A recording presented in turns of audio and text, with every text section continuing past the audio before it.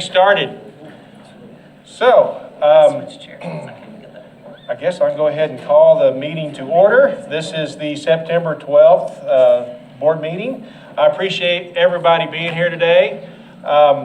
First thing we're going to do to kick this fun off for the evening is I'm going to introduce you to one of our seniors from the Archer Learning Center. Her name is Brittany Monharaz. I hope I said that right. So come on up here. She's going to lead our pledge and tell us a little bit about what she's been doing this year.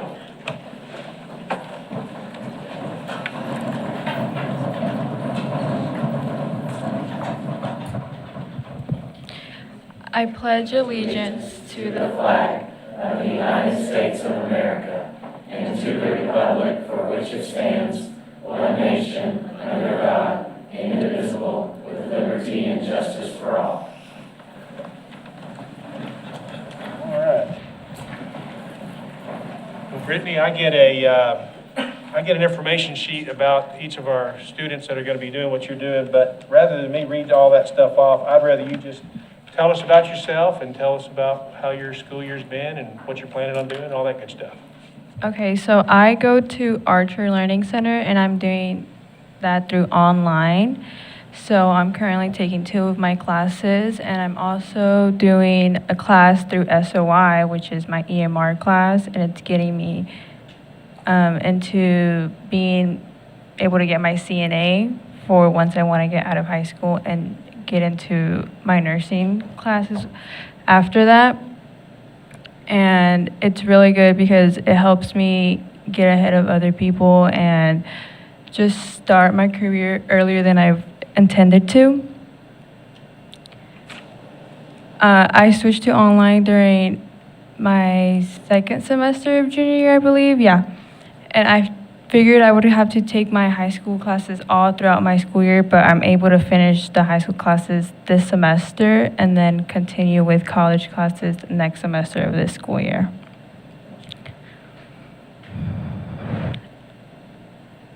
Tell us what schools you've been to. Oh, okay.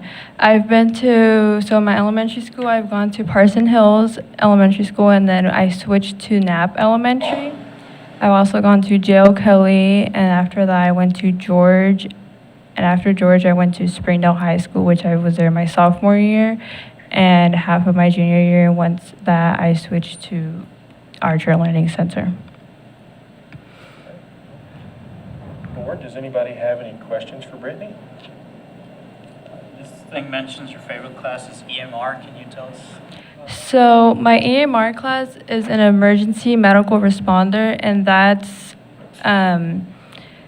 so for that class I go 3 times a week, Mondays, Wednesdays, and Thursdays, and every other Wednesday, and I get to do on-hand stuff to become a paramedic. But it's that I'm taking that class so I can get into my CNA easier, and it's on those days that I go to school, it's on hand, and the rest of my quizzes are through the computer and stuff in my own time, which is really easy for me because I get to learn those things those days, and then in my own time I study and do everything else I need to get done.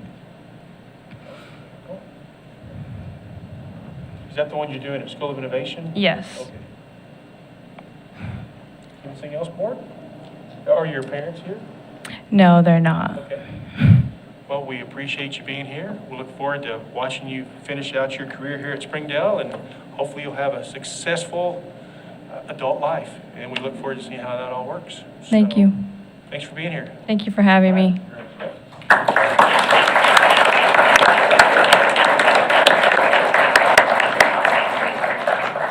Okay, Dr. Cleveland, our agenda, we have an adjustment to make on that? Yes, board, it's my fault.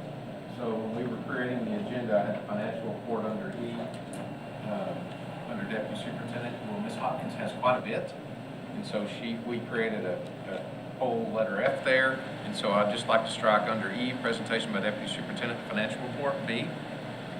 And so the construction update will then become B. So I apologize for that error. That's the only change or modification? Okay. Make a motion that we accept the agenda as amended. Second. All right, we have a motion by Mrs. Creek and a second by Mrs. Cook to accept the amended agenda. All those in favor, please say aye. Aye. Any opposed? All right, that brings us to our consent agenda. Are there any questions about the consent agenda? If not, I would entertain a motion to approve that. Anybody? Have a motion. Second. All right, we have a motion by Mr. Emerson, a second by Mr. Ramos to accept the consent agenda as presented. All those in favor, please say aye. Aye. Any opposed? All right, Dr. Cleveland, I'm going to hand it off to you, and we got some cool recognitions to go through here. Absolutely. It's a good night of celebrations. We have a lot to be thankful for in our district. First item is we want to be thankful for Ms. Hannah Moon. She is a fantastic teacher from SHS. I'd like to introduce Dr. Jane Webb from the Retired Teachers Association for this event. Good evening. I am the happily retired Assistant Superintendent of Human Resources from the Rogers Public Schools. I retired about 12 years ago, and I currently serve as the Area 7 board member for the Arkansas Retired Teachers Association. ARTA was founded in 1939 by a group of 5 teachers from Little Rock who wanted to observe the movements of the newly created at that time Arkansas Teacher Retirement System. Since those early meetings, ARTA has grown to include approximately 12,000 members around the state as of today. While our mission has always been to protect and promote robust retirement benefits for all Arkansas public education employees, we also encourage our members to support active personnel and to maintain an interest in public education. We do this by promoting member involvement in schools at the local level and by funding grants for public school employees to further their education. The ARTA Grants program is funded by contributions from our members. Since its inception in 1995, ARTA has awarded more than $240,000 in grants through a competitive application process. This year, we are awarding 15 grants of $2,000 each. And the recipient of one of those grants is with us tonight, and I'd like to introduce to you Hannah Moon. Hannah, come up and join me. Hannah is a product of the Springdale Public Schools, as she started as a wildcat at Walker and graduated as a Springdale Bulldog. Hannah is nationally board certified educator, currently serving as an academic support interventionist, where she assists students and teachers with best literacy practices. She is entering her 13th year at Springdale High School. Hannah will have her building administrator license at the end of this semester and was recently selected to participate in the year-long Arkansas Association of Educational Administrators Principal Academy. Mrs. Moon will be using the grant, the Arkansas Retired Teachers Association grant, to complete her educational specialist degree in curriculum and instruction by the end of this school year. This will be her 5th degree and her 3rd graduate degree. In addition to her 2 bachelors, she holds a master's in social work and a master's in teaching. Hannah's been recognized as Ozark Guidance Center's Mental Health Champion in 2021 and has been awarded multiple grants to help her continue to better literacy for all kids in Springdale. She also currently serves as an EDTPA facilitator. Now, I've been retired a long time, and I don't know what that means. That's before my time. Apple program for K-12 non-traditional licensure teachers and also as an adjunct professor at the University of Arkansas for the College of Health and Education Professions. Hannah plans to pursue her doctoral degree in education. Her goal is to make as much positive change as she can in whatever position Springdale Public Schools will allow her to serve in, and I think you've got a good one. So it's with great pleasure that I present this check to Hannah Moon for $2,000 from the Arkansas Retired Teachers Association. Congratulations, Hannah. Thank you so much.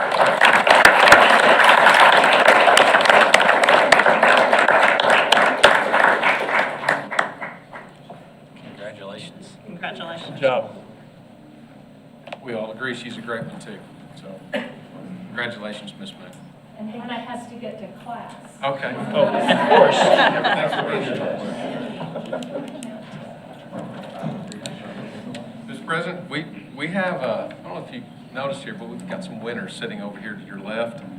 The SHS soccer team and their coach, Donald Beeler. Coach Beeler, would you mind to maybe come forward and introduce it? Coach Fimple, I'm sorry. Coach Fimple probably should do the introductions, but I'm pretty. Let me go first, and then I'll move out of the way. But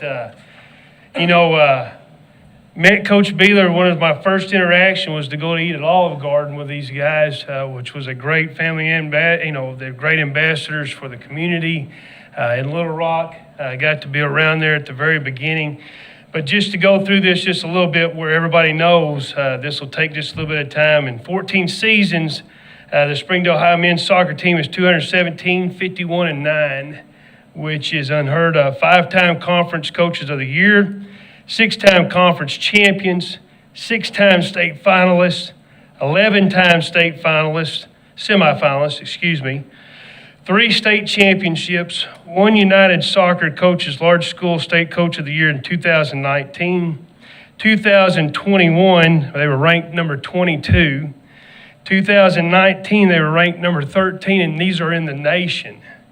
With everybody combined, in 2018, they were number 23. In 2012, state champions and were ranked number 8 in the nation. No lower than a top 2 finish in the conference standings, 12 out of 14 seasons. That is an unbelievable record for a program and throughout the whole state of Arkansas. Want to applaud you guys right now on what you're doing.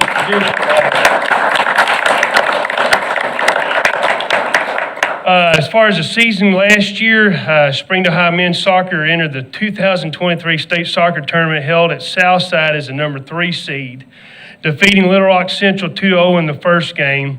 Again, this is one of my first games that I went to with the Springdale's Public Schools. This next one, on a late second free kick, the Bulldogs found a way to win against Little Rock Catholic to advance to the semifinals. In the semifinal round, this one right here, a win over Fayetteville in sudden death overtime after a 45-minute weather delay, which, we come back out moving into the state championship game and defeating Fayetteville. It was one of the most unbelievable things I've ever seen, where everybody goes in, it gets lackadaisical. Of course, we come out just bam, bam, it's over. And I was going, that is a tremendous asset for those kids to really want to go home, I think, at that point right there after everything being weather delayed and all that. So taking care of business. Again, this is a program that, people use the word dynasties all over the place. I don't know exactly what the description is or what you have to meet, but this is one of these things here in Arkansas that the expectations, the word dynasty is met in men's soccer. Coach Beeler does a tremendous job. I'll let him talk, and then we'll get to the team as far as that goes. Thank you, guys. Thank you. Okay, thank you. It's a pleasure to be back here and to talk to you guys. I want to start by introducing the young men who accomplished all of those things. So this is Bryant. Go ahead and just raise your hand a little bit. We've got Daniel, Alan, Saul, Eric, Gio, Jose, another Gio. We've got Javier, Jose. We've got Chris, Fernando, Herman, Brandon, who's our birthday boy today. Extra cheers for him. Johnny and Brian. So these guys were all on the team last year. As you guys all know, every year comes with its own set of challenges. We went into the state tournament as a 3 seed, which is not where you really want to be, because in soccer you have to play 3 games in 3 days, which is very difficult to do. And if anybody could talk to the AAA about changing that, we would really appreciate it. But yeah, I know, you're down there sometimes. But they battled. They did what they had to do. They put a lot of effort in, and it was a lot of the stuff that happened after the games, getting in the cold tub, rehydrating, all of those things to get prepared to play the next day. We needed every bit of it. So I'm really proud of them. We unfortunately didn't finish it off, but a lot of these guys squeezed a lot of experience out of last season. They still have a couple seasons to go, many of them. And so hopefully we can use that to our benefit in the future and get over the hump next time. Well, I hate that the final game is during graduation a lot of times. Yeah. But we have watched more than one soccer game during our breaks at graduation. Yeah. And it's a lot of fun to watch them, so. They get loud, Coach Beeler. This Yeah. much gets loud. Yeah, well, we need them in the stands if they're going to be loud. Well, we would if we could, but they kind of got us a question. So. Yeah. I appreciate you guys having us, and we look forward to maybe coming back next year and celebrating even more. We hope so. Thank you. Good job, guys. All right, if you guys will just go right here on the steps, we'll get your picture taken. Thank you to the board and administration. Yeah. He said he'll talk next year if we win state. I thought maybe some of them had their notes in. We want to hear them.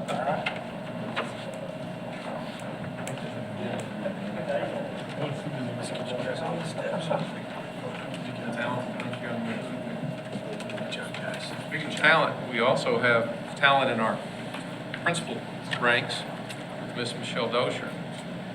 Miss Michelle Dozier has done an excellent job, has a great career, and hopefully many years in the future to still do this work, right, Miss Dozier? But she's been going to be recognized by a very special effort this evening by Mr. Bradley Weber.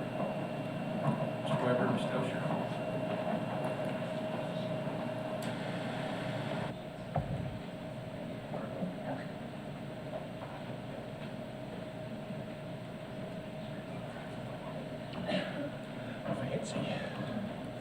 Like, this is the most important part, so I don't want to forget it.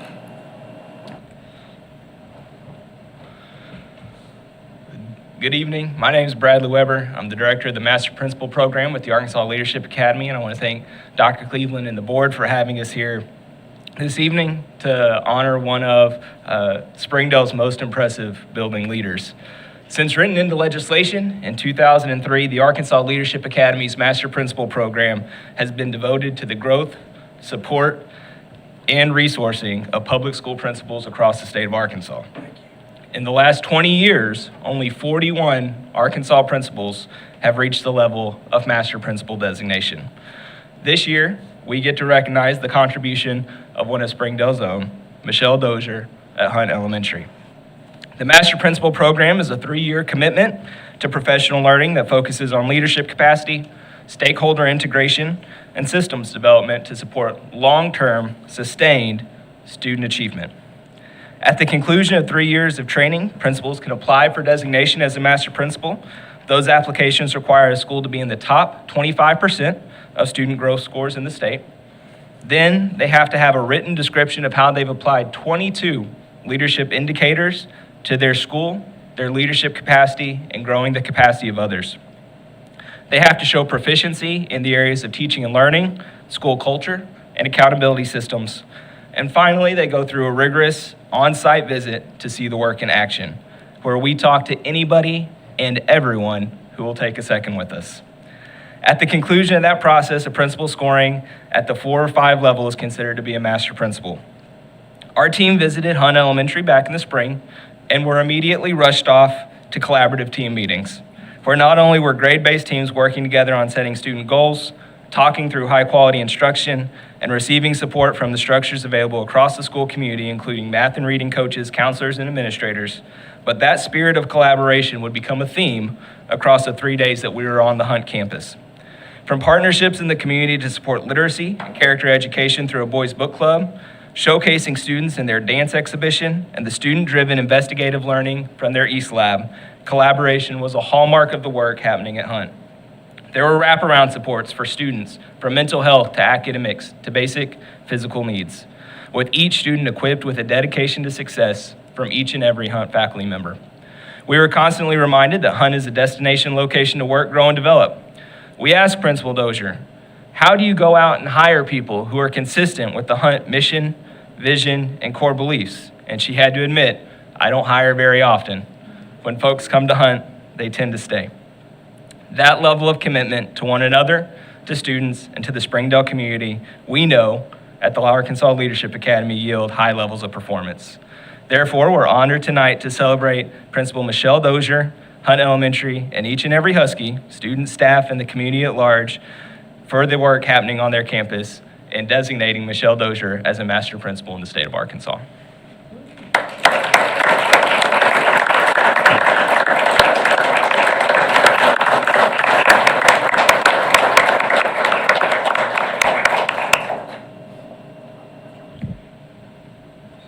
I just want to say, first of all, how grateful I am to work in a district who allows me to go for 3 years to this amazing experience. And I was able to meet and work and learn with lots of principals across the state of Arkansas. It was a great experience.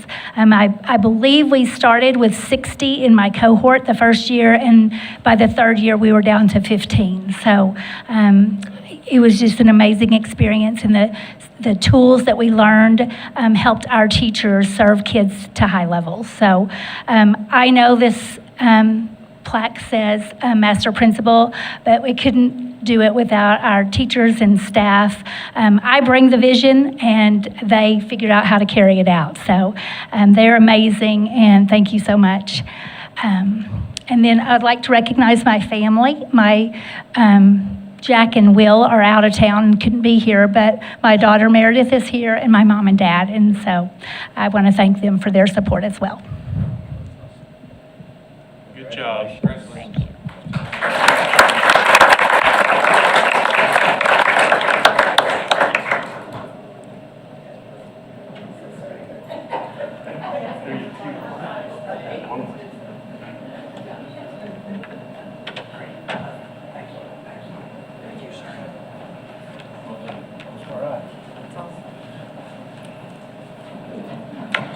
I remember getting interviewed by him over there. It felt more like an exposition. That's right. They did a great job. Ask the tough question. You did a job. That's me, they talk to everybody. They talk to parents in the car ride around. And kids on the playground. Do we know how many master principals we have? I think there were 49 total. Yeah. I think 41 total, but how many do we have in I think Springdale? they were double digits. Dr. Smith, do you know how many master principals we have? Well, I'm just curious. I mean, it's not that big a deal. I know Debbie Flora has been. Yeah. Thank y'all.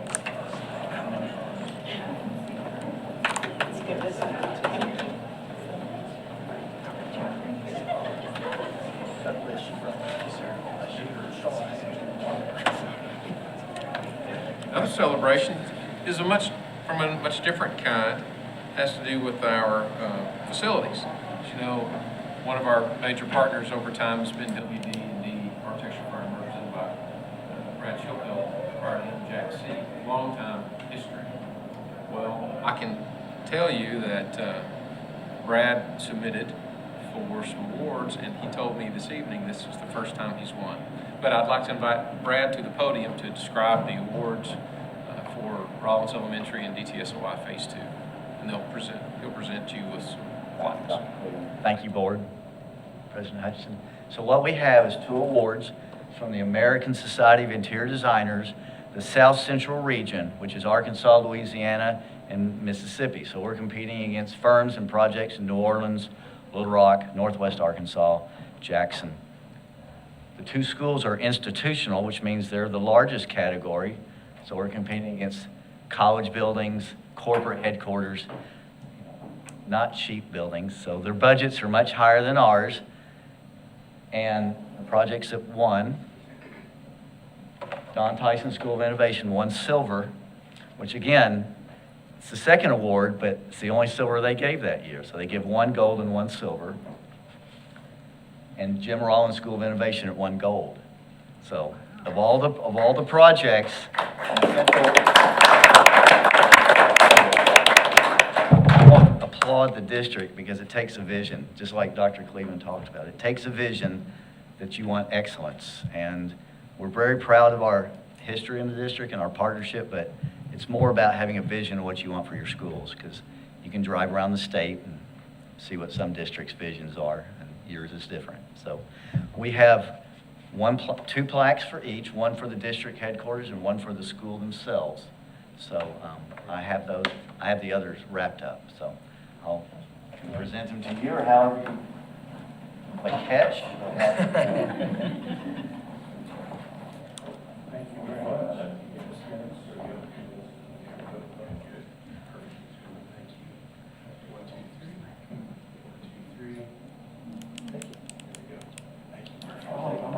Yeah, I'm glad you did that. Thank you, Mr. Chairman. Thank you, Board. Thanks, Brad. Thanks, Brad. Is there anything else you needed? Okay, all right. That's great. Mr. Jones?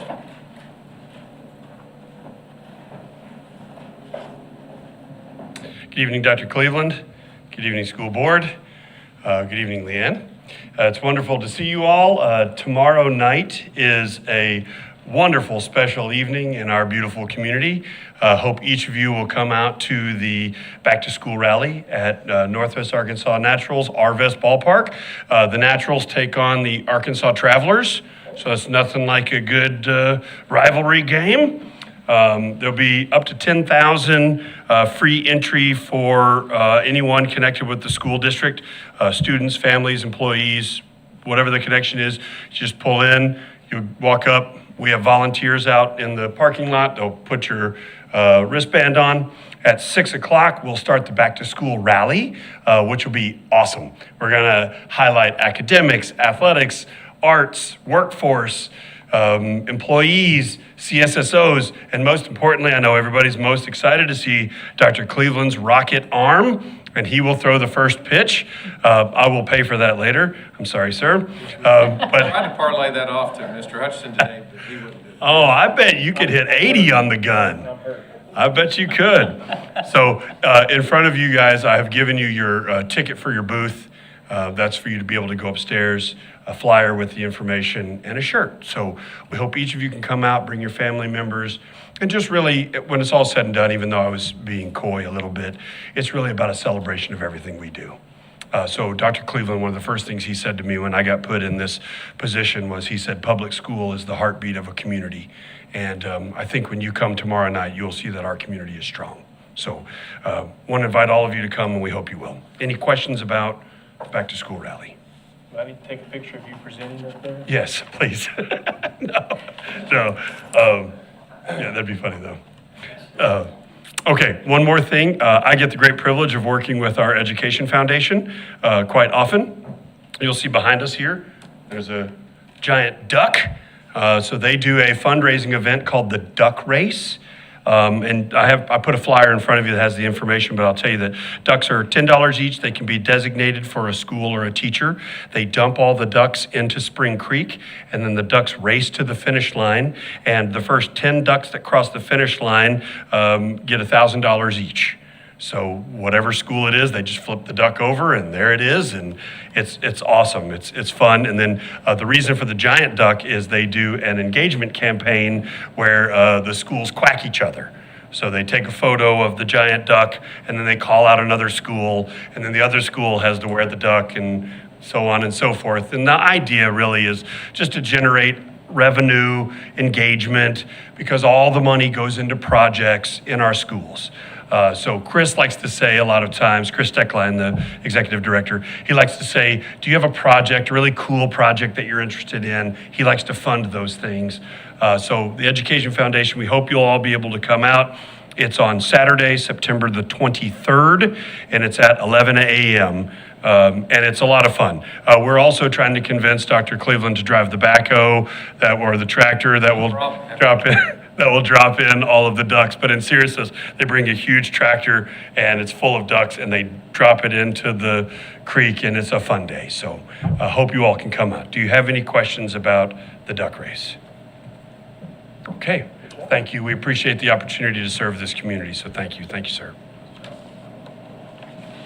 Mr. Donnell? Mr. Donnell has a few items on the agenda. He's going to talk about our free and reduced lunch report, among some other good projects. Good evening, Dr. Cleveland, Mr. Hutchinson, school board members. Tonight, I'll be providing with a brief update on free and reduced meal percentages. If you can go to that next slide.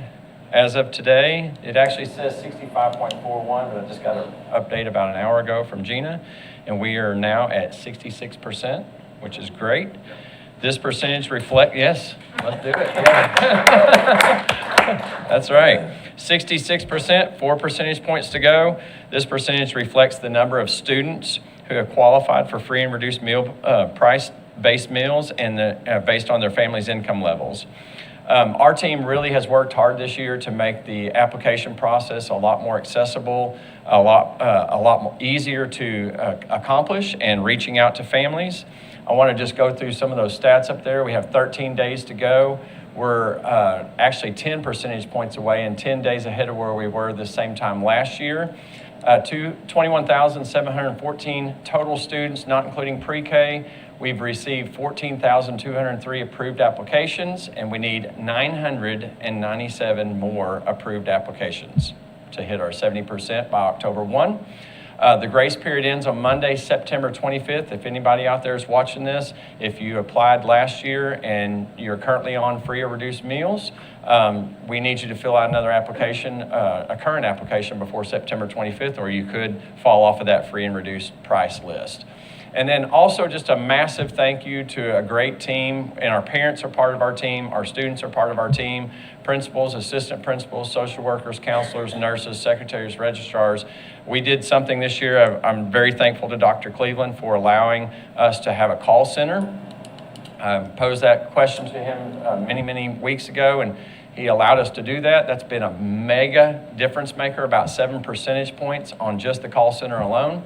And so that's been great. And then the child nutrition office, if you know Gina Smith, she was here, I think last week or last time we met. She is amazing and her team is amazing, and just many more who are out there helping. So it's been great.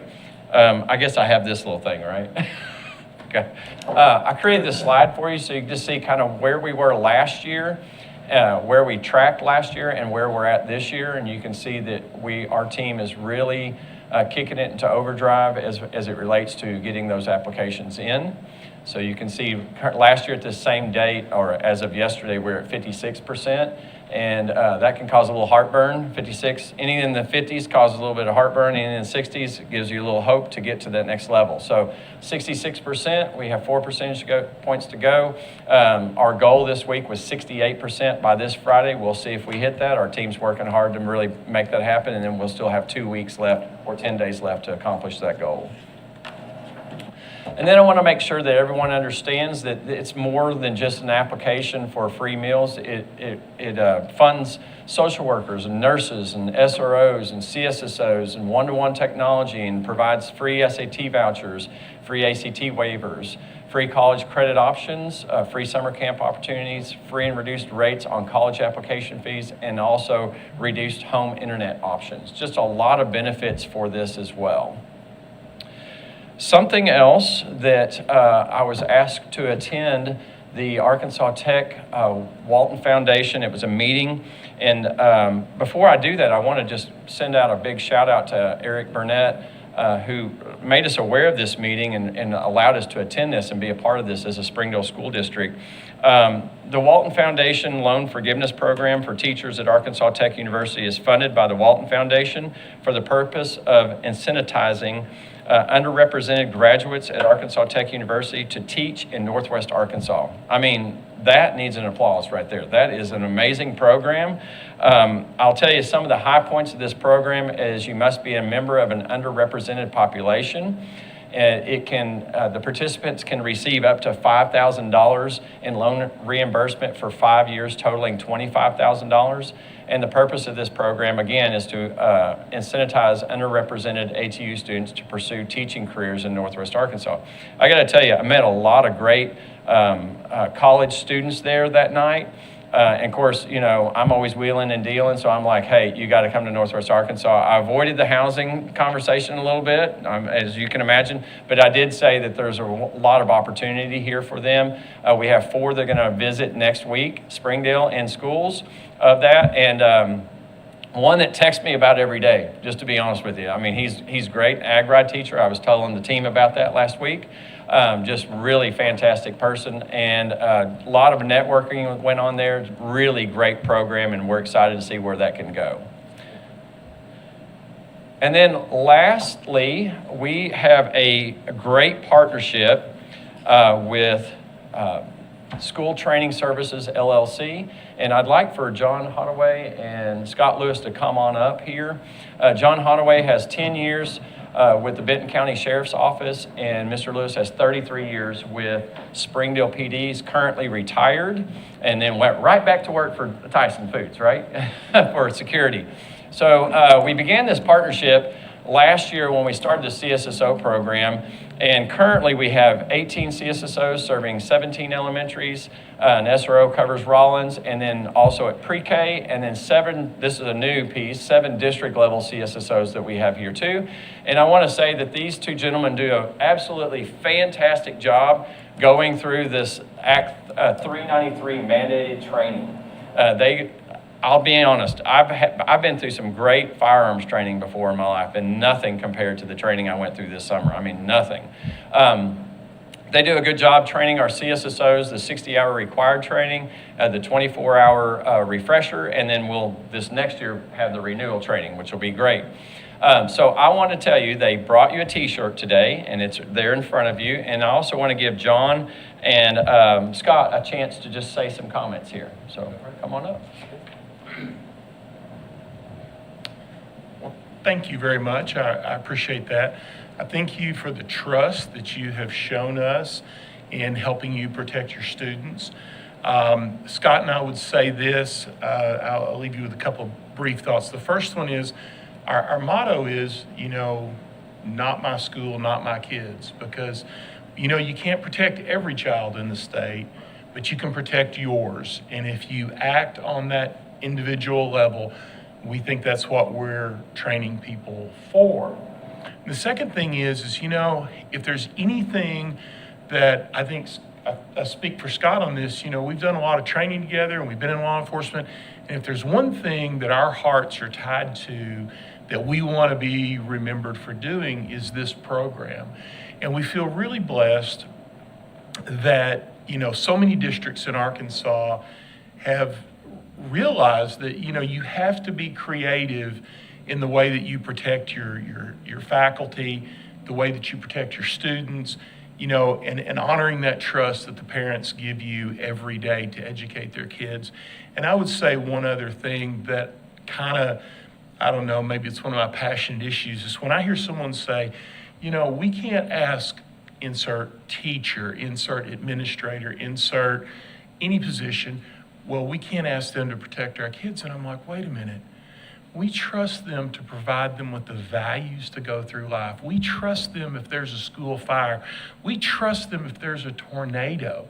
You know, we trust them to be the next generation. And we can't trust them to protect our kids. And I think that's a great thing that you guys have really embraced this program. And I'm really excited for where it's going. And, you know, I would encourage you to ask yourself, you know, and I've said this, if there's a better program out there that protects your kids that you can implement that can be done, well, tell me what it is, because I'll stop this and get behind that. And I'll leave you with the one thought on that we all have these great ideas, but after the Parkland shooting in Florida, they had money for metal detectors. That was what they decided they were going to do. And do you know that the next year they had to suspend the program because they couldn't logistically put it into place? And that's one of the things that I ask is like, hey, can we make sure that our tactics can equal our strategy? And I think you guys have done that.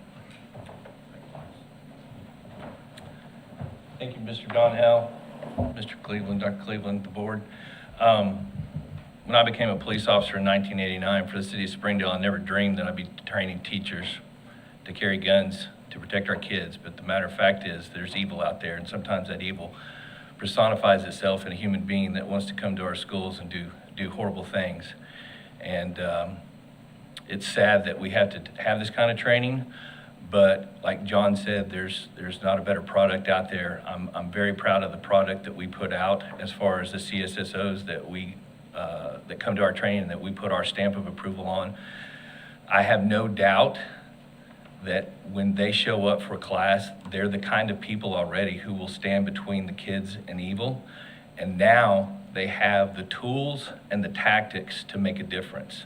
They don't just have to be a statistic. They can do something, and they can mitigate that evil that's going to happen in those schools. So we're very proud of the partnership that we have with Springdale Schools, and I hope we can continue that relationship for many years to come, because I think you've got the perfect recipe right now between the SROs, the uniformed CSSOs, and then the other administrators and other people who are carrying guns in your schools. I think that's the perfect recipe to keep the kids safe. And I know you're going to do everything that you can, because you've got to rest your head on your pillow at night knowing that you've done everything that you can to keep those kids safe, and I think this is the right program. So we thank you for the opportunity. Thank you. Any questions? Thank you. I'll make a comment. Yeah. The program they put on is excellent. I went through the program, and I think I told them this during one of our debriefs or whatever. I'm used to being in control. I'm used to knowing what's going on. I'm used to, kind of making sure everything, keeping the wheels, where they're supposed to be. And these guys got me outside of my comfort zone quite a bit, and not used to that. So by the end of the week, I was wore out, physically, mentally, emotionally, and hope to have you guys around for many more years to come. I've met with other CSSOs since the training, and they all seem to be taking to it really well. And so thanks for everything that you've done, and look forward to seeing you around. Thank you. All right. One of these days, I'm going to get to go through it.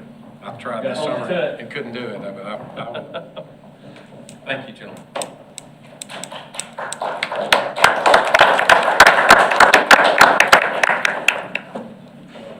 Okay. Now, board, our special ed program is substantial. I'd like to introduce Sandy Ingram to talk about the special ed program. I can tell you just some interesting facts. So we have over 2,400 plus students, right, in the program. 80% of the school districts in Arkansas do not have 2,400 kids K-12. Just let that sink in just a second. 80% of the school districts in the state don't have 2,400 kids. We have over 2,400 students in our SPED program alone. So it's a significant and very necessary program, and I have to tell you, I think we have a very strong program with great leadership. So tonight, we thought it would be very appropriate to come forward to do a report on the programming, what's happening, how much money is spent in the program, the number of students that we serve, and some of the difficulties or challenges that we face. So, Ms. Ingram. Good evening, and good evening, Dr. Cleveland and board, and I just want to thank you for inviting me to be here tonight and letting us share a little bit about our special education program and what we do. I want to start first tonight by defining what special education is. So special education is specially designed instruction, which comes at is provided at no cost to our parents, and it is provided to meet the unique needs of children with disabilities. And so specially designed instruction is adapting the content or how we deliver that information for students that qualify for services, and also looking at how we address those unique needs of those children that have disabilities, and also ensuring that we are providing them access to the general education curriculum.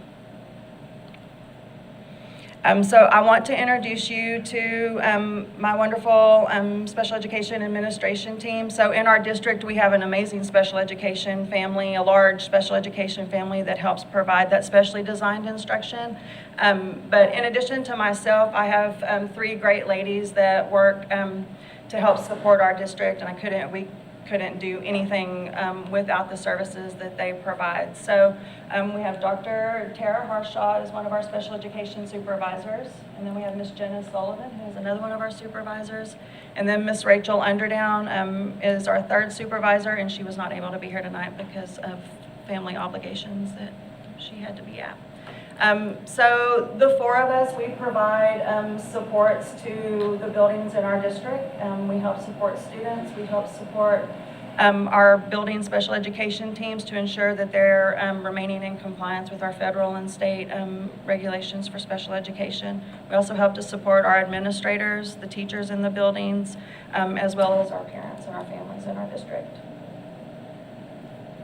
So in addition to us, we have a large special education staff that helps to provide that instruction to support our students with IEPs. So here in our chart, you can see that we have 20 school psychology specialists in our district, and our school psychology specialists are responsible for evaluating to determine eligibility for special education services, and they also can provide intervention and consultation services as well for our students. We have 36 speech-language pathologists currently, and they diagnose and evaluate and treat and diagnose speech and language and communication disorders and feeding and swallowing disorders. We currently have a little shortage with our speech-language pathologists, so if you know anybody that wants to be a speech path in the school, send them our way. Recruiting. We have 5 occupational therapists and 2 physical therapists. So our OTs and our PTs, they help to provide supports for the fine motor and gross motor skills and some sensory motor planning and all that to help our students to be able to access that general education curriculum. We have 3 instructional specialists, and these 3 people are like, they do a lot for our district. So they really support with the teaching and the learning that occurs in our special education classrooms, and they support a lot in general education classrooms as well. We have 80 resource teachers, and so they are providing that academic instruction for our students with IEPs. They're providing that instruction in classrooms and out of classrooms, and actually all of our service providers provide instruction either in small groups or pushing into the classroom to support.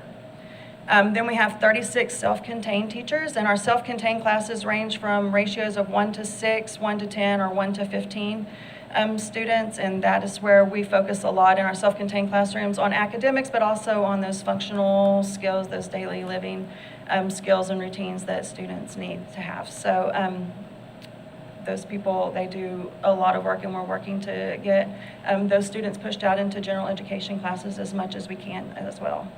We have 2 teachers of the visually impaired. We have 3 teachers for the deaf and hard of hearing, and then we have 4 sign interpreters who support with ASL sign, and they will go into classrooms and support our students that are hard of hearing. And then we have 100 paraprofessionals, and our paraprofessionals work in our self-contained classrooms most of the time to support our students in those classes and to support the teachers. And then some of those paraprofessionals are also our one-on-one paraprofessionals, so some students need that one-on-one support to help with being able to access that curriculum, to help with supporting with behaviors, or because they may have some medical needs or something that they need that additional support.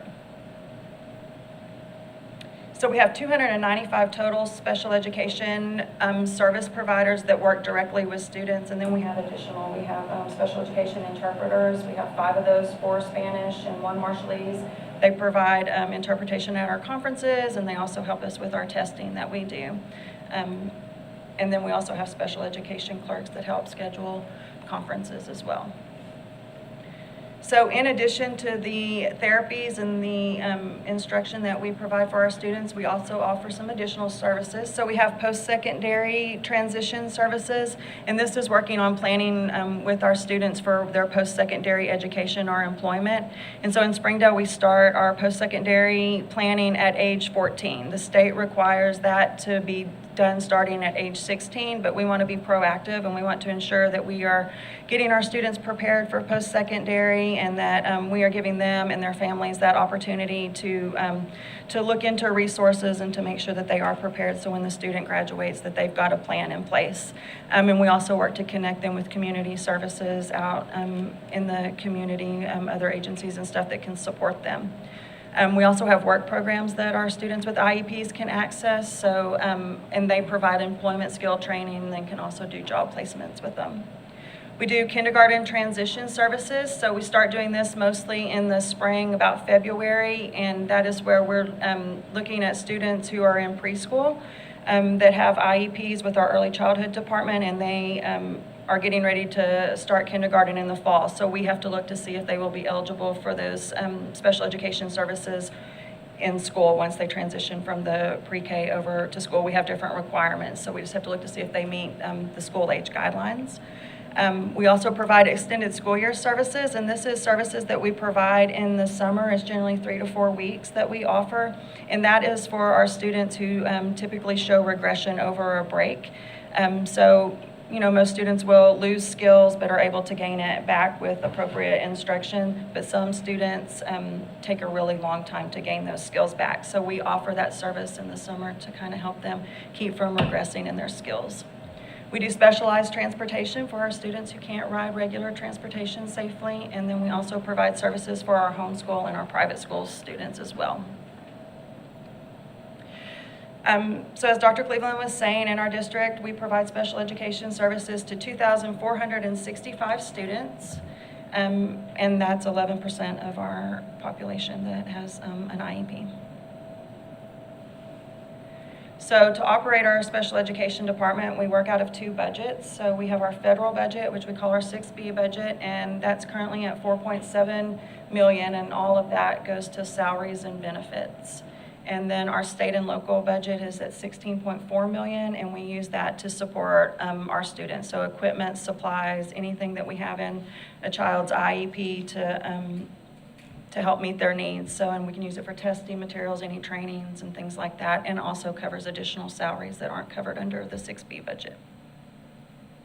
Do y'all have any questions about that? It's impressive. How does the homeschool and private school part work? So we are obligated for homeschool or private school to provide at least child find for them. So right now we have 2 private schools that we serve, Ozark Catholic, which is out in Taneytown, and then Shiloh Christian. And we have roughly 30 students that we serve between those 2. We offer them services, and we go there and we pretty much do the same thing. Most of the services are indirect services where our teacher consults with the teachers in those buildings just to help ensure that we're supporting the academic needs of those students with a plan. They're not covered under an IEP like our special education, like our school students are. They are covered under it's a service plan. So they're not covered under IDEA, the federal law that we provide the services. There are some students that have participated in the Succeed Scholarship, where they were in a public school and then took the voucher, if you will, and gone to a private school. But I think some of those have been served in speech, maybe, some other things. So we send a teacher over. The majority of our private school kids receive speech therapy as the primary. So that's at no cost to the family or the private school? Okay. So in order to qualify for special education services, a student has to be evaluated and they have to qualify under one of the 12 school age disability categories. And you can see the categories up here. Each of these categories has specific requirements that have to be met in order for the student to qualify under that category. You'll see that the highlighted one, developmental delay, that is a 13th disability category for Arkansas, but it is for our pre-K. So once a student becomes school age, that disability category disappears. We can't use that. So when doing our pre-K transitions, if a student is developmental delayed, we have to look to see if they're going to qualify under one of the other disability categories in order to access school services. This is our district profile from December 1 child count from last year. So this kind of does a breakdown, and you can see by the disability, it's not obviously not all 12 of the disability categories, but these are the categories that the state pulls numbers on. And you can see that speech language impairment is our highest disability category, followed by specific learning disability, or SLD. And then you can also see the breakdown of IEPs by race and by gender as well.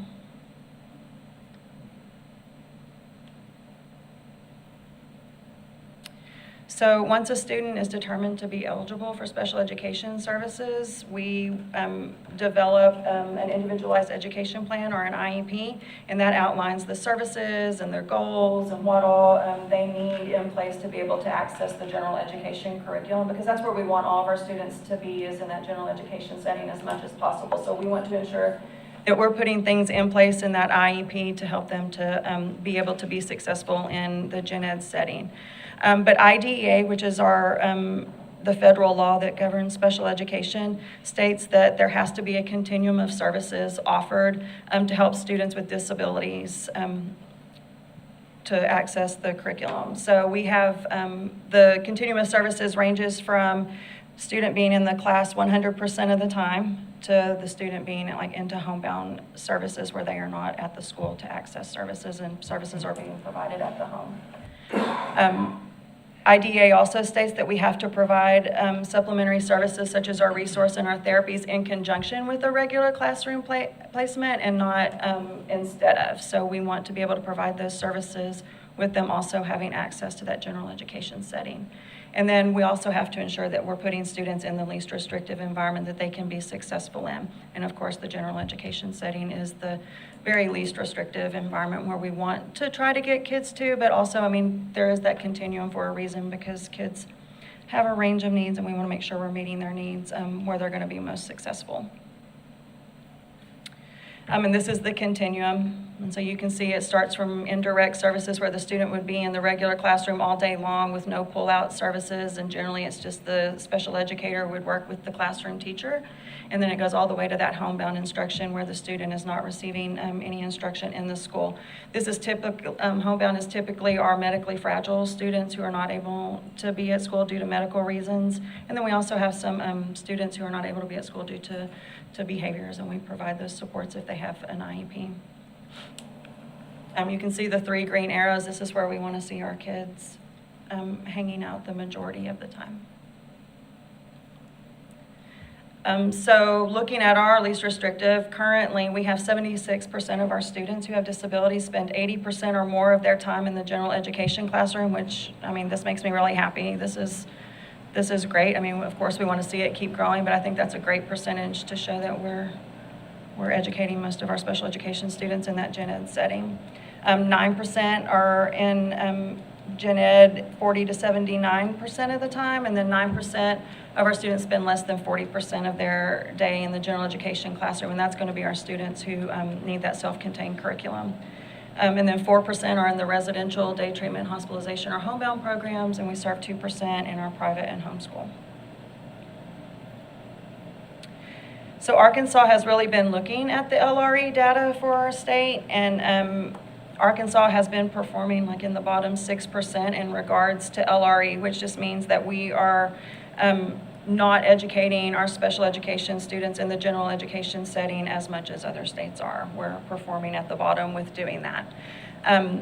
In our state, special education classes have traditionally replaced the general education classes, so students have been able to get credit in a resource classroom that's taught by a special education teacher, and they've been able to get that credit and go towards a regular diploma. And because of this practice, the state has seen that achievement levels of our students that are graduating with IEPs in Arkansas have had some of the lowest achievement scores in the nation because of the way we've been doing stuff. ESSA states that a regular diploma must be aligned to state standards and that the student is required to complete courses taught by a teacher certified in those content areas. And like typically they've been getting credit from special education teachers who probably have not been certified in that content area necessarily. They're probably just certified in special education.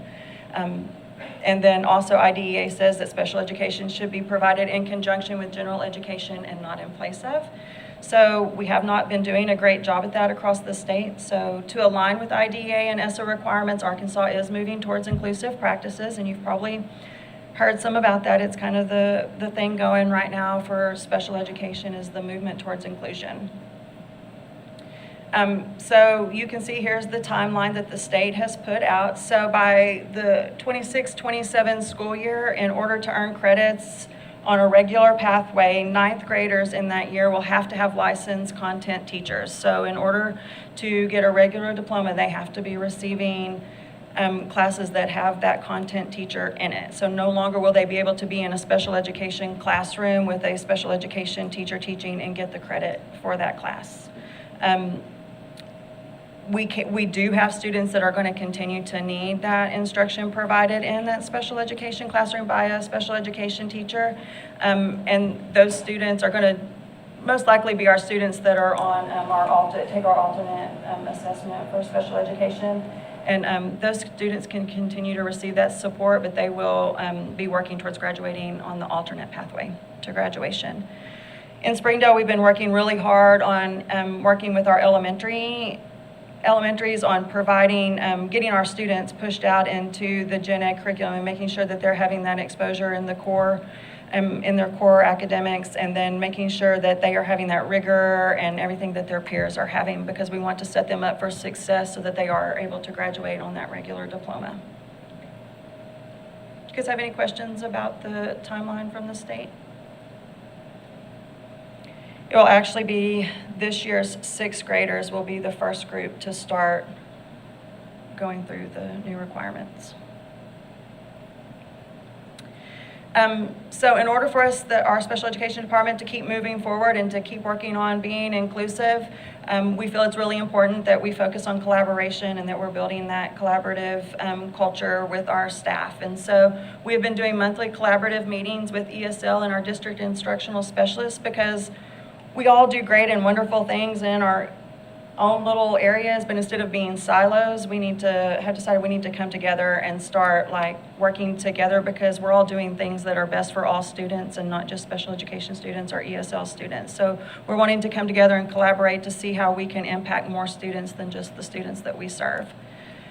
We're also going to be doing quarterly parent meetings this year to support our families, and so families are going to be able to come in. We're going to provide supports for them to be able to take back home to help with those educational needs, behavioral needs, and functional needs. So we're hoping that families can leave with supports that they'll be able to implement at home as well, just to help with that generalization of skills.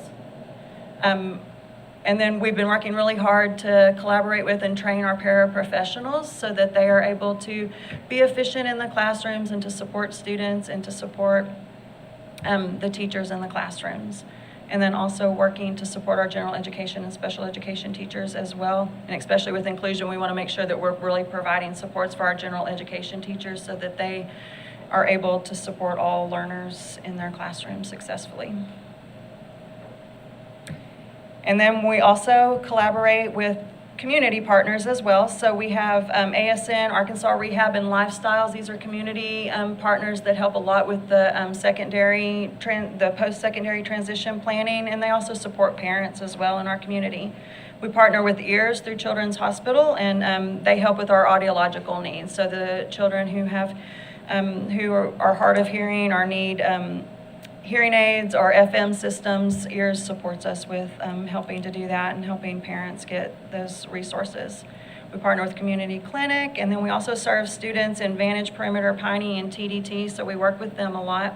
As I said earlier, we work with the Northwest Arkansas Educational Co-op, the Early Childhood Division, where in the spring we transition over 200 pre-K students to see if they will qualify for services. So in the spring, special education is an extremely busy place with all the testing and evaluations going on. We also work very closely with other districts. So monthly we meet S4, we meet with area LEAs and the state LEAs, just to go over like what's happening across the state and to make sure we're all in compliance and that we're doing what's best for students in our districts and across the state. And then we also collaborate very closely with our private schools, which is Shiloh and Ozark Catholic, and we serve roughly 30 there. So that is special education summed up. Yes, sir. Do we keep some of our sped students beyond, like, most people graduate by the time they're 18? Do we keep students So beyond that? students can continue in school in their 21st year, so they can go through their 21st year. We call them super seniors, but it's generally if they haven't like gotten their credits or if they need that additional support before going out. Do we have Post-secondary. a lot of those? or- Not a lot. I mean, we do have a few though that have continued on. Usually not by choice though, or is it not by choice that is it credit more of? Sometimes it's credit, but sometimes it's also just, like we've got a couple this year that parents don't have, maybe they're not ready for that post-secondary and they need to have some things in place in order for the student, once the student leaves school. You talked about starting to prepare students at the age of 14 or roughly. Do we also start to prepare parents and families? That's been a big question asked, especially some of our higher functioning, higher academic students that with a variety of needs, that their families weren't quite as prepared for that next step as they thought they were, I guess. Right. Is there any opportunities to put more family support in place for those families?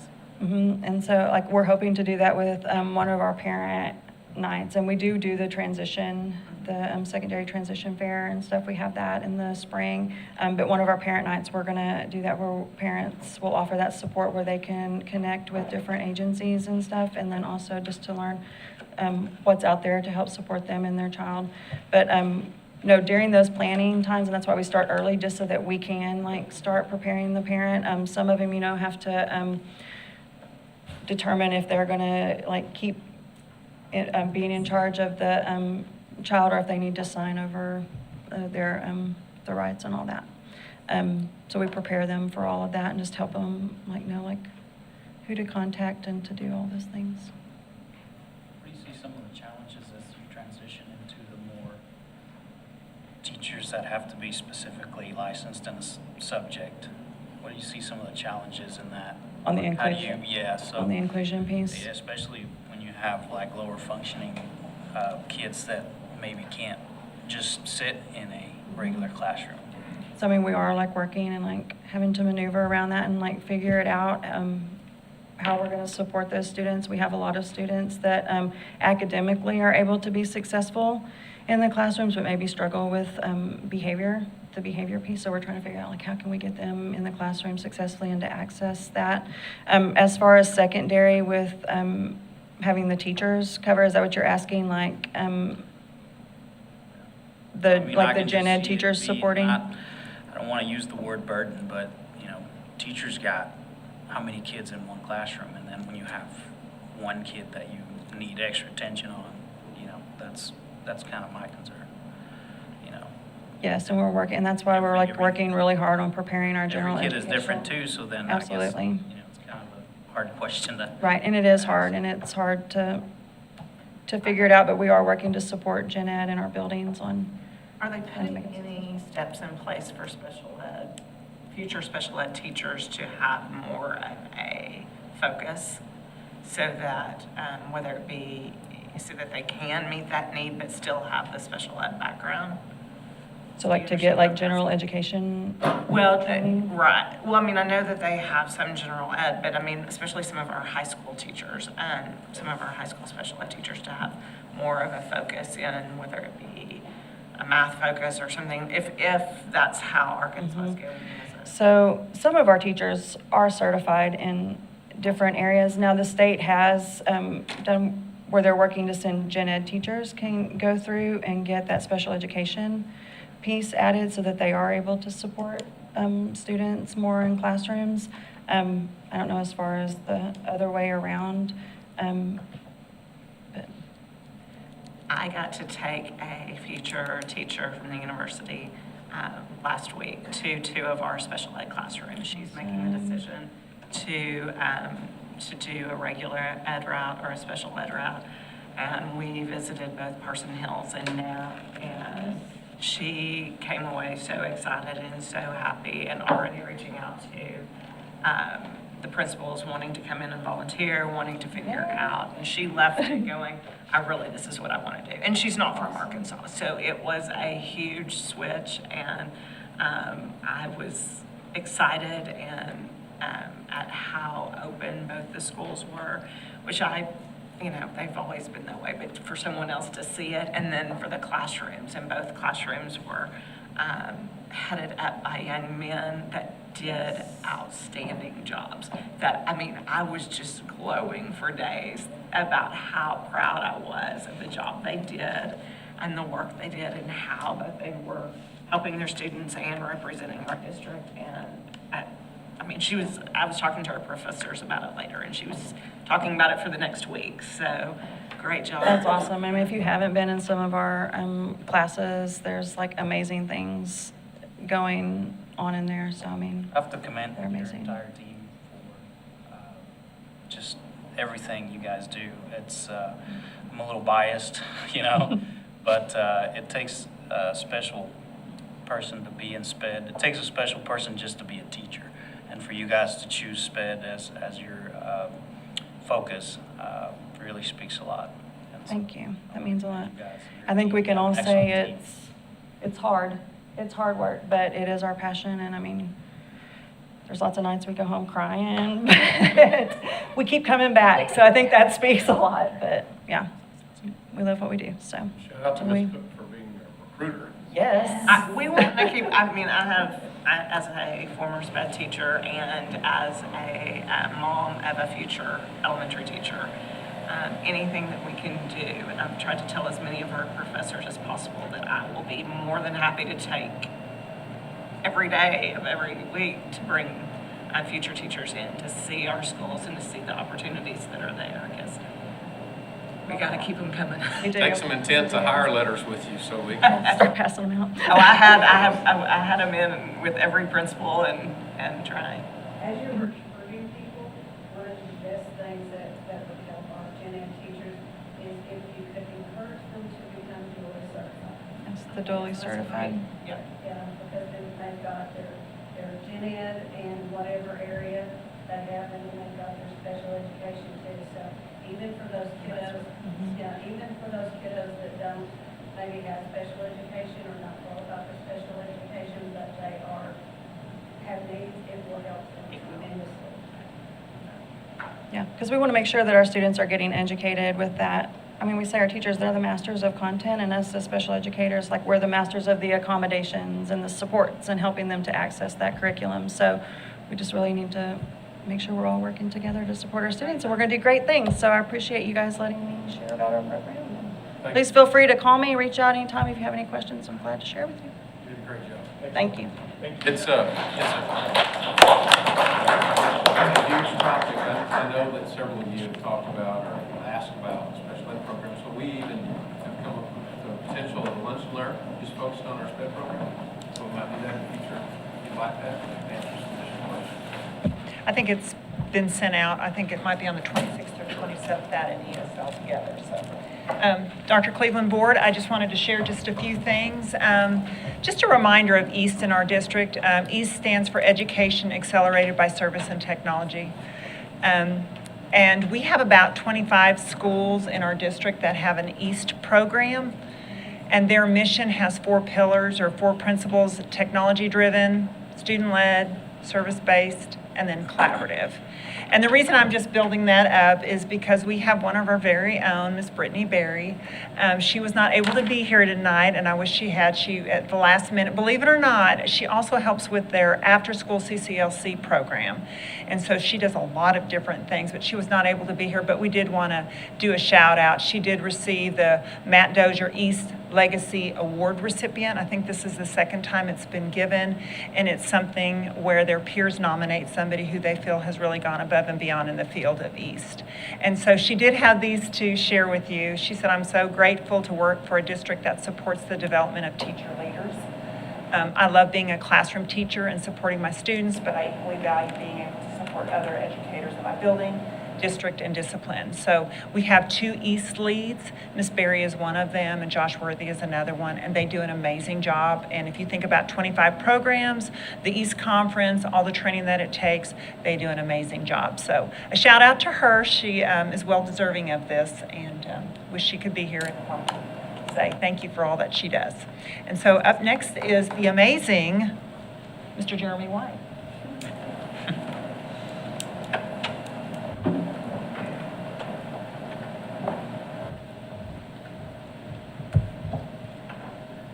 Hello, Board and Dr. Cleveland. Yeah, George Elementary, all of the construction projects are making a lot of progress.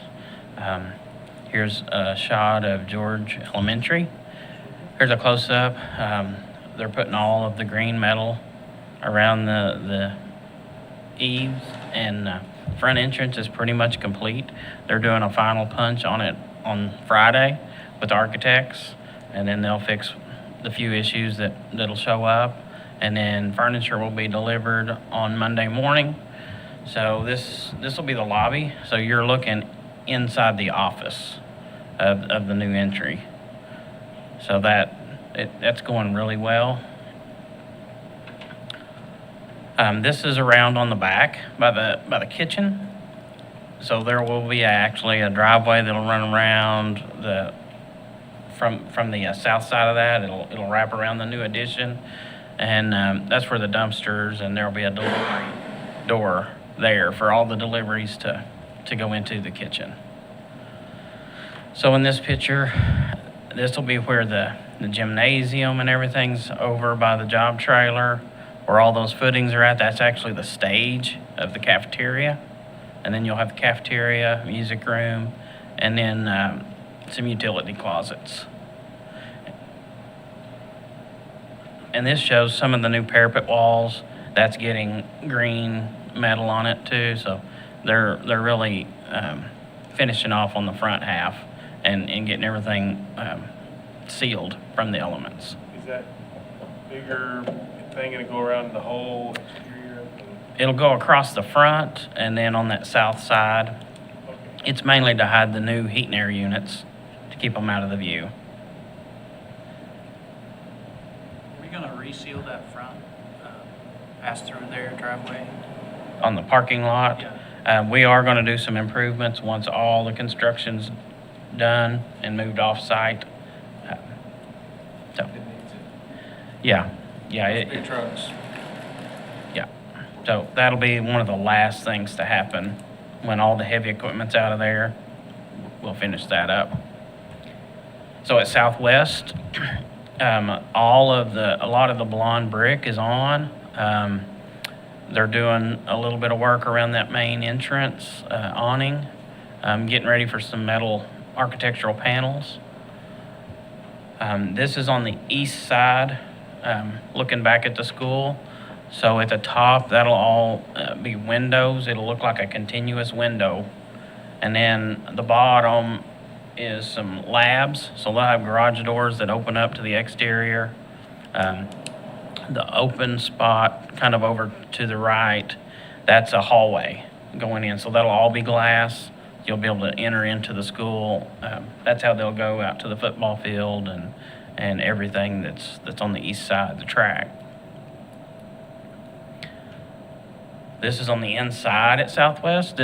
You're looking down from the second floor at the media center. But we got this picture. You can see upstairs, they've got sheetrock up. They've got a lot of the sheetrock mud done, and they've started priming some of those areas. So they're making a lot of progress. They're actually putting in several of the new guardrails. So they're making a lot of progress over there. This is upstairs looking into the cafeteria. So that'll be a set of stairs, and it'll have retractable bleachers at the bottom. So they can actually retract those bleachers in and have tables and use it as cafeteria space. Or they can pull that out and have like a PAC space. There's a little stage right in front of them. So it's a dual purpose area. So this, Alan, he's upstairs. So there's actually a window on the second floor at the end of the hall. You can look down onto the mini gym. And then on the front hall, he's at another window that looks out onto the gym. And the reason for those, it lets light. It lets light through from the gym into the halls. So this building, it has a lot of windows to let natural light in. This is also at Southwest, so this is south of the football field. It's the retention pond. So they've got it in, got the concrete in, so all of these jobs they're making a lot of progress. You guys have any questions about Southwest? Do we have a tour planned at all for one of the lunches? Or? We can. I went through with Mr. Chilcote and with Jeremy, was it last week? Last Thursday or something? Was it 2 weeks ago? I think it's 2 weeks ago. Anyway, we went through it. It's fantastic, but we can certainly do that. Not an issue. Yeah. Happy to do it. Yeah. The pictures don't do it justice. Yeah, and you'll see at Central. We walked through it. The pictures just doesn't do it justice at all. So this is Central. Back on the southwest side, you can see a lot of the metal panels going up. All the exterior waterproofing has been completed. This is on the south side, still looking into the courtyard. So this will all be turf. It'll have a perimeter fence in there. So that they are really making a lot of progress. This is the east side looking off of Gutenson. They're putting in all the metal panels, trying to finish up on the entryway. Inside, this is the multi-use room that has the learning stairs, and that'll be glass. Everything it'll open up, have sliding doors that opens up to that secured courtyard. And then on the right side of this, under the stairs, there's another room it can be open. It's 3 classrooms if they've got the curtains closed, or they can open it up into one big room, kind of like the Lowe's room that they have now. So it'll be a multi-purpose area. But for the first year, they'll probably use it as classrooms because we'll need the classroom space. This is the driveway that's going to go out and connect to Emma. Bobby said they're going to actually do that street cut in about 2 weeks onto Emma and get this completed. And then this is in the office space at Central. They've actually started putting up sheetrock and stuff, so they're moving along as well. At Springdale High School, this is on the west side of the new arena between the 600 wing. That is the temporary HVAC unit that's actually cooling and taking the humidity out of the arena.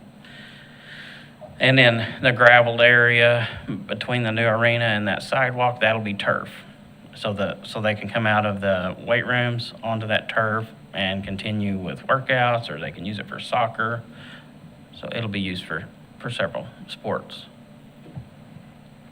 This is on the south side. So those are locker rooms that they're adding brick, and that'll be on the courtyard. So there'll be a sidewalk come through here that'll join into the existing sidewalks that are in the courtyard. And then they're also on the very back, that 2-story, that's the educational wing, and they're going up with brick on that also. And the windows have been put in. So this is the main arena. Now that they've got it conditioned, they're starting to put up all the basketball goals and doing a lot of those finishes. We think that they're testing the concrete for moisture. So as soon as it gets to the point it's dry enough, we'll be able to put the wood floor in. And that'll be one of the last steps on the arena. So this is in the auxiliary gym. It's also getting the, all the gold set from the ceiling.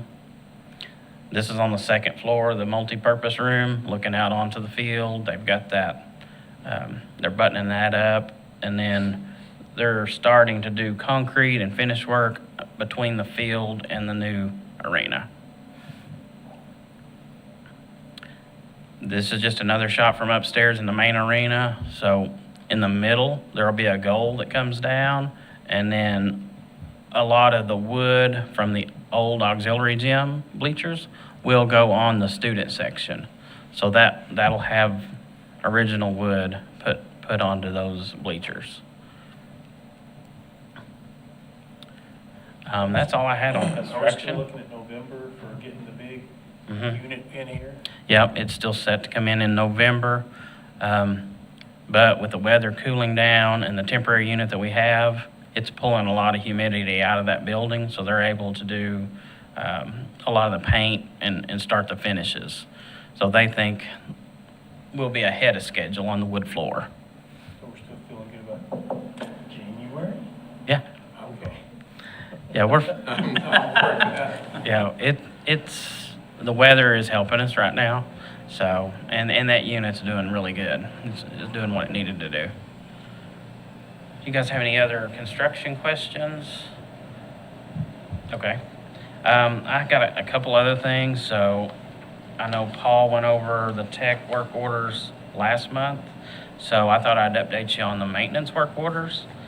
So in the last 30 days, they've closed 2,723 work orders.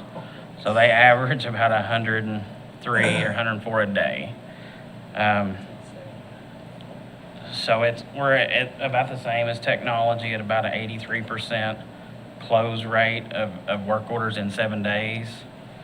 And we're at 71% on preventative work orders getting completed in 30 days. So, I mean, usually everything kind of settles down about this time of the year. It's starting to slow down a little bit, but we're still busier than normal at this time of year. So they're trying to get a lot of these done because on October 16th, we're going to start putting new classroom furniture in 7 elementaries. So we'll do the furniture, we'll do 1 school a week for 7 weeks is the plan. So we're trying to get these work orders down quite a bit more, because when we start that on October 16th, I'll have probably about 6 maintenance guys on site with the company putting in the furniture. So my guys, we're working with the principals and their master schedules. So when they're gone to their specials, we'll have 40 minutes to take the old furniture out, put the new furniture in. So. That's part of our ESSER program. Yes. Where are we at on our new roofs? The new roofs, we're moving along good on those. They've finished several of the buildings. They're actually moving over to HAR-BER campus tomorrow. We'll start laying down a bunch of the material. We're going to put it on the east side of the baseball field in that gravel lot. We'll lay down all the material right there, and then we're working with Dr. Grieve and Chris Wood and on scheduling of which buildings we're going to start on.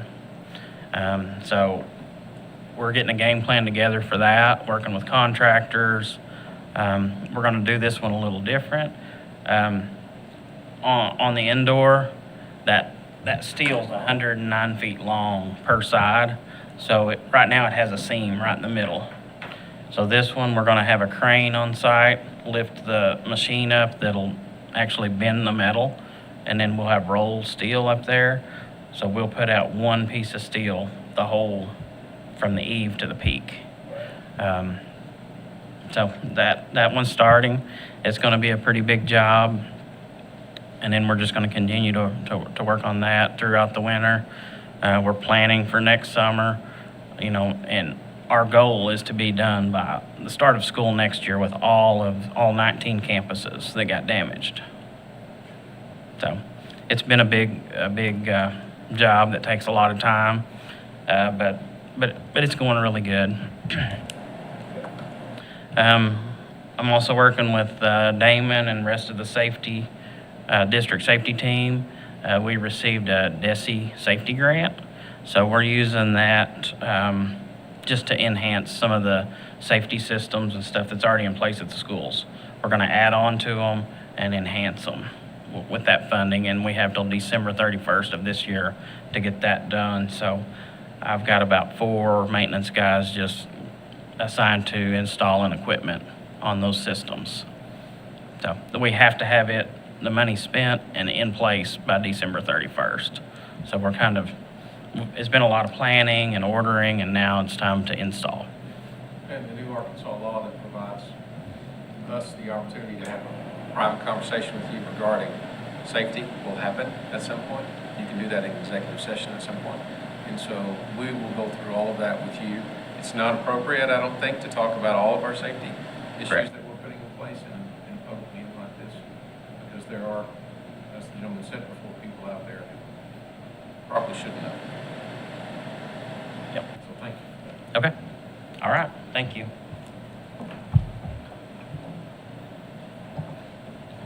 Stacy.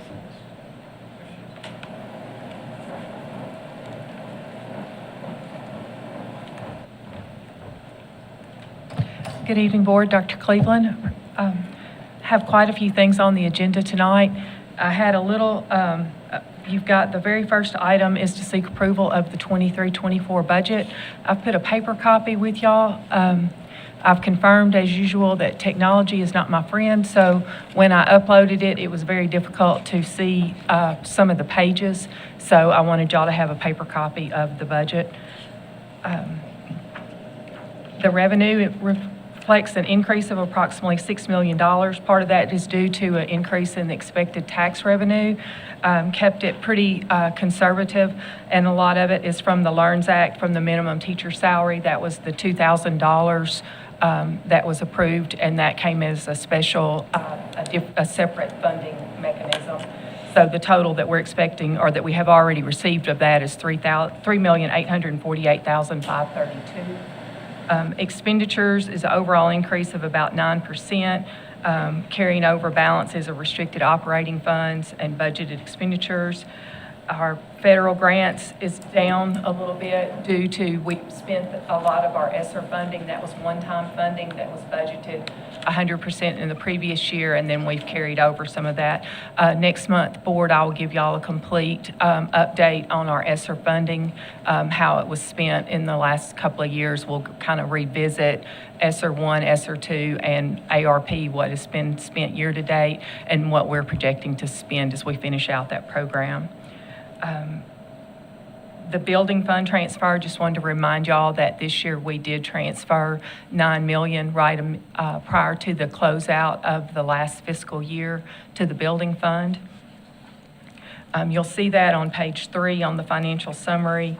I'm not going to read the whole thing for you. I hope y'all have had time, and obviously if y'all have any additional questions, I'll be happy to answer those. Page 4 represents the budget summary for this current school year that we're in. If you'll notice at the bottom under expenditure transfers, I haven't budgeted anything for the building fund transfer as yet. We typically do that as we start closing out the end of the year. To kind of see where we are, make sure that we are meeting the compliance requirements, that we're only carrying over 20% or less of our net revenues. That kind of guides us somewhat on what is available that we need to transfer into our building fund.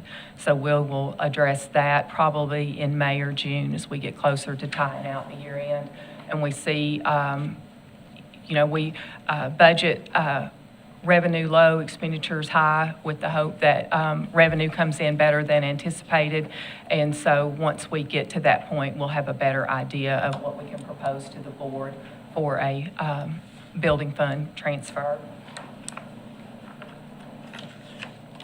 Page 6, as you can see, we've conservatively budgeted. I increased the expected revenue from property taxes on our current and our tax relief at about 5%. And then delinquent property tax, I pretty much kept it stable at 3%. You'll notice that the increase in amount for per student offset was per student was offset by the growth in local assessments. Our funding on our state foundation aid, even though the dollar amount per student went up, we have still experienced a decline in enrollment, and so we have about 70 fewer students that we're being funded on at the present time. We still anticipate this year, we've already been notified that we will be receiving declining enrollment funding. You either get increased enrollment funding or declining, and they'll review that, but at the present time, we're looking at getting about $300,000, a little less than that, in declining enrollment funding.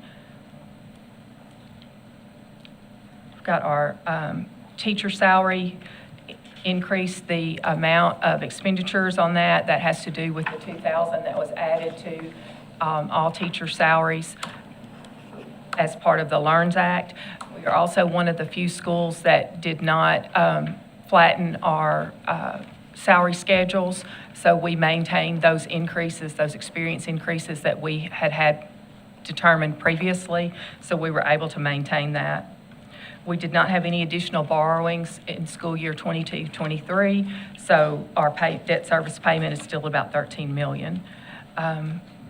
Federal aid, federal grants, we're still waiting on some of those carryover amounts to be decided.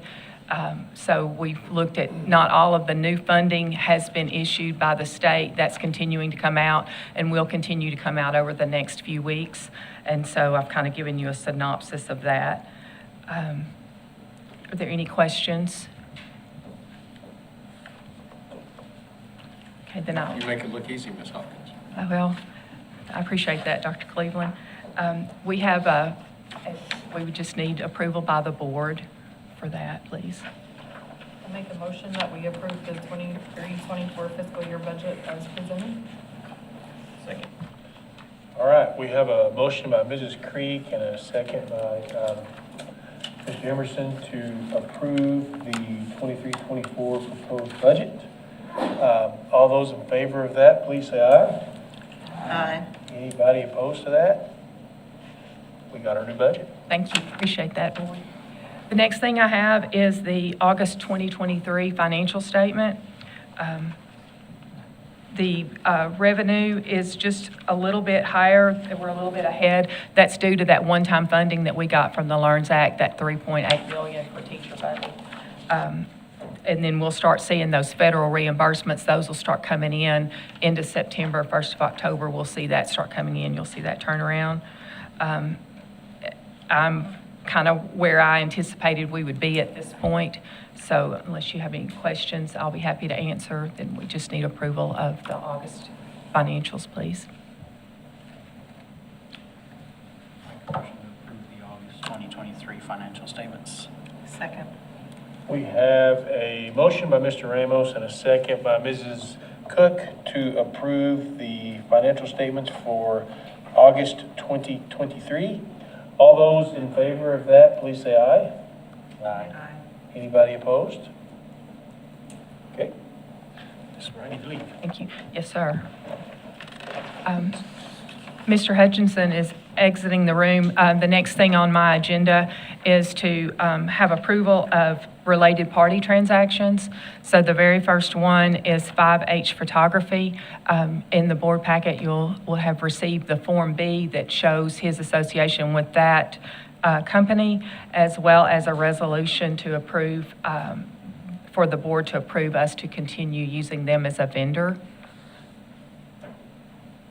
Are there any questions about that? At the point that we are right now, it only has to have board approval. The state requires that if it's over a certain dollar amount, 10,000, then we have to send it to the secretary for approval at the state level. But at this time, we don't anticipate it going over, so we just need board approval for that, please. Each time or all together? Do y'all want to do them one at a time, or do you want me to present all three? Each one? No. Oh, Combine those, okay. okay. I didn't know with Mr. Hutchinson exiting the room if we should do his first. Okay. However you choose to do it. I can do that one by itself. Make a motion to approve the related party transactions by 5H Photography. Second. We have a motion by Mr. Ramos and a second by Mrs. Creek to approve the resolution for 5H Photography. All those in favor? Aye. Opposed? Motion passes. Okay, I have two more to present tonight. These are both employees only. They're not on the board or have any affiliation with the board. The same thing, they are vendors of the district or that would like to receive approval from the board to be vendors of the district. And so the first one is Leanne McKee. The second one is Joanne Vaughn. So I would ask the board to approve, or seeking approval for those two ladies to be vendors for the district. I'll make a motion to approve the two related party resolutions, Ms. Vaughn and Ms. McKee. Second? Second, okay. We have a motion by Mr. Emerson, and a second by Mr. Ramos to approve the two related party transactions for Mrs. Vaughn and Mrs. McKee. All those in favor, please say aye. Any opposed to those? Okay. Thank you. My final request is approval for, to give me the authority to transfer funds. We use this in the finance office to pay like, our benefits package, like to EBD and to Arkansas Teacher Retirement. We also use it for some of our vendors that have requested to be paid via EFT instead of receiving a check in the mail just for timeliness. We also do that for employee reimbursement so that we're not trying to send out a bunch of small dollar checks, I guess. And so we set that up, but I have to have board approval for us to continue to do that. I make a motion that we approve the request to transfer funds electronically. All right, we have a motion by Mrs. Creek and a second by Mr. Ramos to approve the permission to transfer funds. All those in favor of that, please say aye. Anybody opposed to that? You're batting 1,000. Thank you, board. Appreciate it. Yep, there we go. Let's just see. I think we're to SEA. No, but I need to ask about that. Good evening, school board and Dr. Cleveland. My name is Valerie Hanna, and I'm the SEA president and an elementary school teacher here in Springdale. Since the last meeting, we have actually welcomed members from almost every building in the district and have been able to support their first few weeks at school. You know, those first few weeks are always rough with new schedules, with new classes and new students, and of course, concerns and frustrations can arise, which is why I am very grateful to be in this district, because when we reached out about these concerns, we were immediately met with, come meet with us. And actually was tonight that we were able to meet with Ms. Tischer, Ms. Fink, and Dr. Smith, and voice concerns that our members have had and come up with answers for them and just, you know, kind of make those concerns alleviate, disappear, and know what to do for our members. So it was really great conversation to be able to just immediately reach out, and then they immediately reach back. So that was fantastic.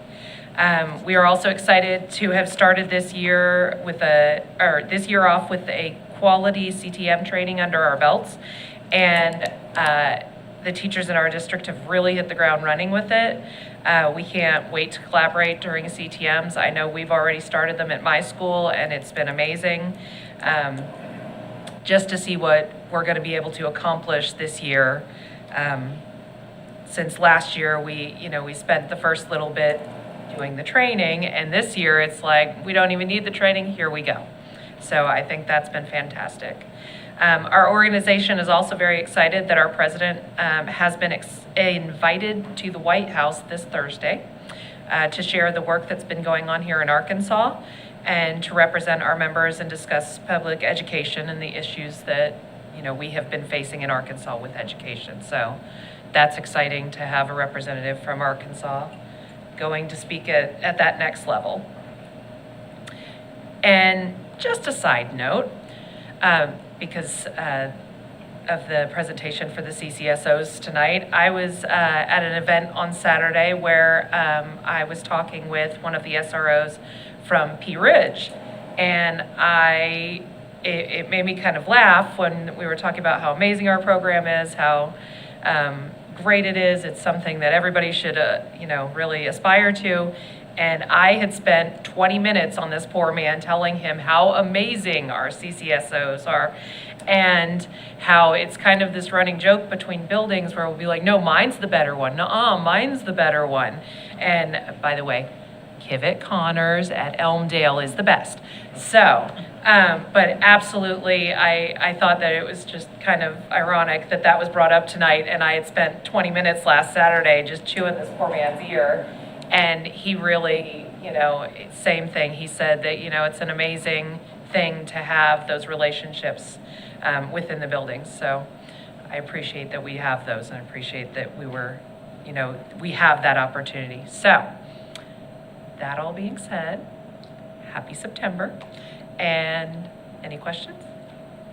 All right. You'll have one for tonight. Thanks for being here. Are there any, is anybody signed up?